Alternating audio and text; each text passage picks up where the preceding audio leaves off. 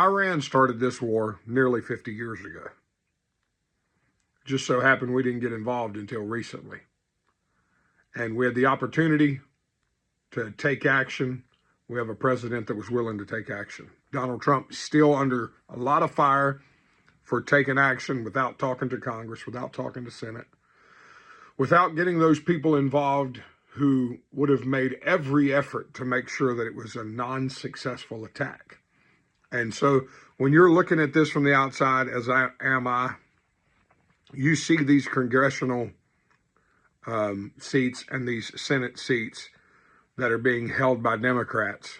You have to understand that had he went through those normal paths and talked to those senators and congressional representatives, you and I both know what would have happened. For one, they would have blown it into a ginormous story.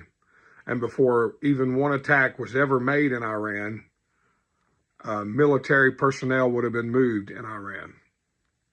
Missiles would have been relocated. More than likely, Iran would have struck first. And so, on the part of the president, he was very smart, very wise to not go through the normal route, so to speak, when declaring war on a foreign enemy. Also, as you know, Barack Obama did the same thing in Lebanon in 2011. You and I are both well aware of that. But he continues to take fire from the Democratic Party. He's got big shoulders, and I believe he'll do fine. Last night, they began hundreds of missile attacks in multiple locations.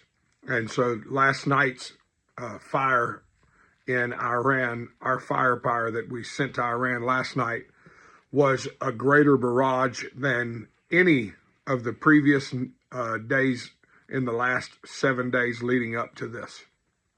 So they shot a lot of missiles into Iran last night. They shot missiles around Tehran and other places in the region. And according to Pete Hegseth, the missile fire from Iran has decreased by over 80%. So we're taking out a lot of their missiles. We took out their a lot of their drone fleets. We took out a Navy vessel that held a lot of their drones.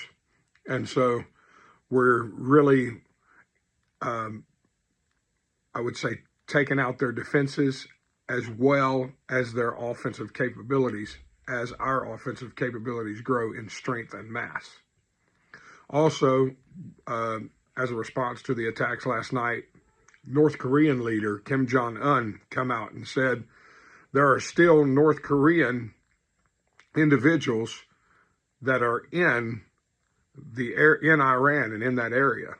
And he said if even one of our North Korean citizens is hit by a missile or killed, even one person is harmed in this fight, we will join the war with Iran.